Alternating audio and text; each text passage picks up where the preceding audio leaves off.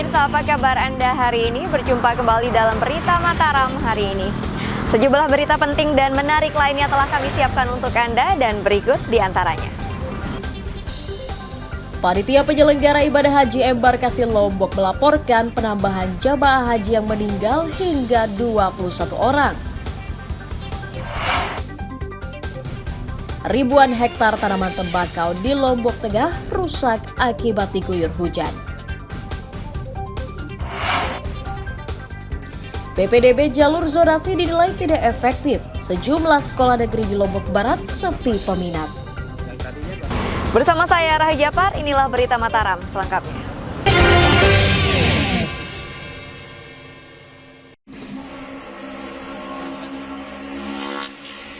Seorang pemuda berinisial FI diringkus Satuan Reserse Narkoba Polres Lombok Barat karena diduga mengedarkan narkotika. Tersangka diringkus di pinggir jalan Dusun Krepet, Desa Perampian, Kecamatan Labu Api saat mengantarkan narkoba ke konsumen. Saat digeledah, polisi menyita sabu-sabu 2,38 gram, ponsel, dan timbangan digital sebagai barang bukti. Selain mengedarkan narkotika, tersangka juga merupakan pemakai narkotika dibuktikan dengan hasil tes urin positif. Jadi yang bersangkutan diamankan ketika akan bertransaksi dengan calon pembeli. Jadi di pinggir jalan di wilayah Perempuan yang bersangkutan ditangkap, dan pada saat dilakukan penggeledahan didapatilah barang bukti sejumlah 2 klip dengan berat 2,38 gram. Tersangka mengaku hanya mengantarkan narkotika dengan imbalan Rp20.000 per paket. Kamu dapat dikasih imbalan 20.000 per berapa kali ini? Dijanjikan. Berapa banyak sabu yang kamu kirim? Berapa itu kemarin dikasih tahu? Seberapa? Berapa kamu dikasih uang? 20.000. 20.000. Kamu berapa uang itu? 20.000. Buat beli rokok. Buat beli rokok. Terus kerjaan kamu sehari-hari apa? Proyek Pak. Proyek apa? Ikut sama Bapak. Atas ulahnya, tersangka dijerat Undang-Undang Narkotika dengan ancaman hukuman 5 tahun penjara. Awaludin dari Kabupaten Lombok Barat melaporkan.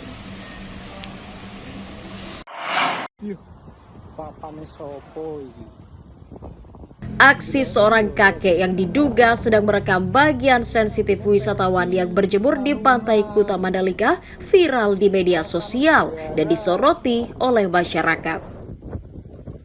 Dalam video berdurasi 38 detik yang diunggah di salah satu akun media sosial, merekam tingkah yang diduga warga lokal saat menghampiri turis asing yang tengah berjemur, kemudian mengeluarkan telepon genggam dan merekam bagian sensitif. Merespon hal itu, Dinas Pariwisata Lombok Tengah masih mendalami kebenaran video tersebut dan meminta penegak hukum segera melakukan penyelidikan karena mengganggu wisatawan. Siapapun dia, baik dari luar maupun dari dalam, Mandalika ini kan miliknya Indonesia. Apalagi kalau ada niat buruknya untuk menciderai Mandalika demi kebaikan para pesaing lain, itu sangat kita sayangkan. Dan bila perlu ada petugas yang harus segera menindak tegas itu.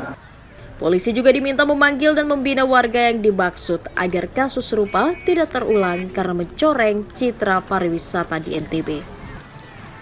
Lukmanul Hakim melaporkan dari Kabupaten Lombok Tengah.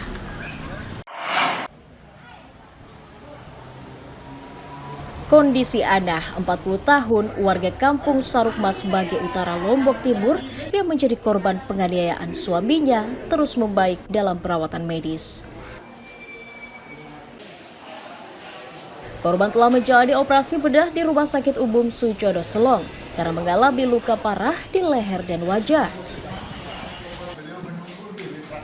Korban saat ini telah dipindahkan ke ruang perawatan khusus dan belum diizinkan bertemu siapapun untuk memudahkan tim medis memantau perkembangan kesehatannya. Tim medis juga akan melakukan sejumlah tindakan bedah untuk mengobati luka agar segera membaik. Hasil penyelidikan polisi, tersangka menganiaya korban saat sedang memasak di dapur. Tersangka sakit hati karena korban meminta cerai dan hendak menikah dengan laki-laki lain. Ya, untuk saat ini korban dirawat inap menjalani perawatan di Rumah Sakit Umum Dr. Sujono Selong akibat dari kekerasan dalam rumah tangga dan atau penganiayaan yang dilakukan oleh terduga pelaku yang merupakan suami dari korban. Sementara pelaku sendiri saat ini juga sedang menjalani perawatan di Puskesmas Mas Bagik Baru, mengingat kondisi pada saat kita amankan kondisi dari terduga pelaku ini juga mengalami sakit, yaitu gula darah. Tersangka saat ini menjalani perawatan di Puskesmas Mas Bagik karena penyakit diabetes dan MAH. Atas perbuatannya, tersangka dijerat pasal 355 KUHP tentang penganiayaan berat dengan ancaman 12 tahun penjara. Muhtadi melaporkan dari Kabupaten Lombok Timur.